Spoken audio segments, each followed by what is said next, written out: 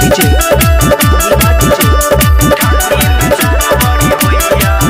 घूर कतबो तपची ठंडी में कनियो हमारा सुधार नहीं बुझाइया गे छोड़ी ठंडी में जार बड़ी होइया गे छोड़ी ठंडी में जार बड़ी होइया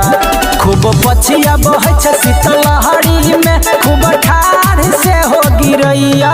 गे छोड़ी ठंडी में जार बड़ी होइया गे छोड़ी ठंडी में जार बड़ी होइया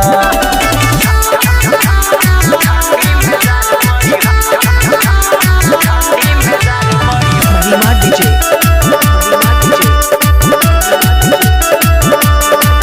हम कतबो पिन्है छी कपड़ा तबो कनियो फरक नहीं बुझाइ गे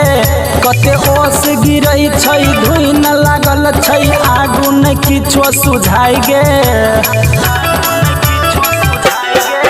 हम कतबो पिन्है छी कपड़ा तबो कनियो फरक नहीं बुझाइ गे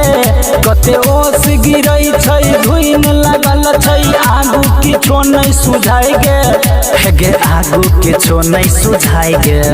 तोरा बिना अब हमरो सुन गे गोरिया मनो नहीं कनिया लगैया गे छोड़ी ठंडी में जार बड़ी होइया गे छोड़ी ठंडी में जार बड़ी होइया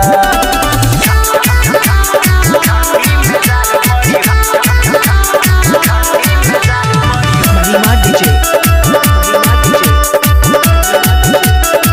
अभी मूड बनल छै खूब गे छौरी बात कहलियो मन के भर दही गरमी खूब गे छौरी राइटर पंकज रौशन के अभी मूड बनल छै खूब गे छौरी बात कहलियो मन के भर दही गरमी खूब गे छौरी राइटर पंकज रौशन के हे गे राइटर पंकज रौशन के गायक राधे श्याम रमैया तोरा पाछू गे गोरिया खूबे ही पगलैया गे छोड़ी ठंडी में जार बड़ी होइया गे छोड़ी ठंडी में जार बड़ी होइया।